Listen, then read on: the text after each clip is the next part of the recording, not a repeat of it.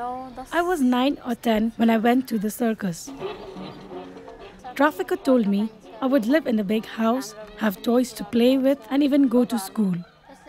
It was nothing at all like he described. Even in the winter months, we would get up at 4 a.m. and train until 9. We performed 3 shows a day, 7 days a week. We heard some of the girls were sexually abused by the circus owner, and when we were rescued, we discovered this was true.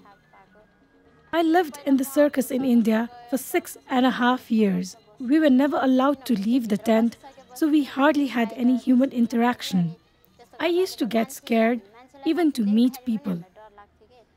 But then I was rescued by the Esther Benjamins Trust, and I got an opportunity to be trained as a mosaic artist. Recently, Sunita's fear of strangers has all but vanished. I started taking pictures 2 months ago because we wanted to capture the life of Bhairava and make it into a mosaic that would trace the local community. I take the photographs first, we select the pictures, and then I use tracing paper to draw them. I feel great and happy taking the photographs, but I get scared when I'm copying it onto tracing paper because it's hard to get the exact replica. It makes me nervous. Volunteer artist Mark Wood runs the workshop, which also gives training and vocation to deaf students. Sunita's role here is also as a key sort of translator, really, because she's learnt sign language very, very well, and there's respect from all her peers because of that. Society neglects deaf people. They are treated like they are disabled. But by engaging them in a different direction, the Esther Benjamins Trust has given them a new life. Many of the deaf mosaic artists attended a local school supported by the Trust and are now collaborating with international students. My name's Nana Salmon. I'm from New Zealand, but I'm living in Qatar at the moment. We're working with some deaf people, and they're helping us, teaching us how to cut mosaics and that, and we're making a huge, like a collage thing. It's called the Tree of Life. Drawing on the wall behind this is a line drawing, so it's a simplified version of what the mosaic is going to look like. My name's Andrew Walters, I'm from the UK.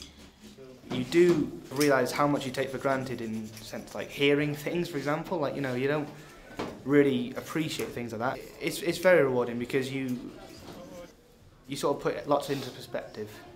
Mosaics are a fantastic opportunity to use a visual language because everybody can have an input through putting down small pieces to form a bigger picture. But it's also a common language that bridges the gap between deaf students and international students whose mother tongues are all completely different. The ancient art of mosaic has found its place in modern Nepal. All the people that Sunita has photographed within the local community are there in the mural. When you look at the whole thing, you begin to recognise people from next door, people from across the road, people from around the corner.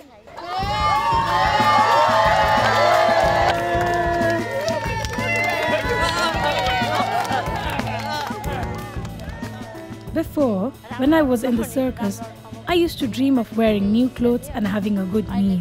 But now, when I go out, all I can think of is mosaics.